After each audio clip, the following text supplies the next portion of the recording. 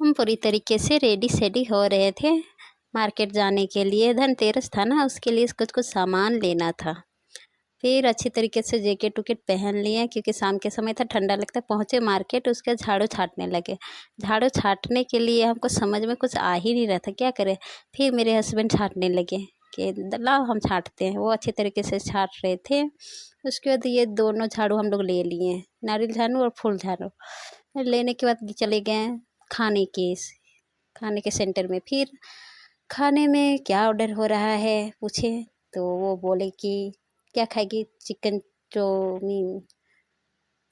उसको बन रहा था अच्छी तरीके से। उसके बाद उसको खाएं तो बहुत टेस्टी लगा। उसके बाद फिर मंगवाए चिकन चिल्ली। वो भी खाने में इतना स्वादिष्ट गर्मा गर्म लग रहा था, पूछिए मत। इतना अच्छा लगा कि कहना ही नहीं। उसके दोनों जन हम लोग खाएं गरम गरम, फिर मज़ा आ गया।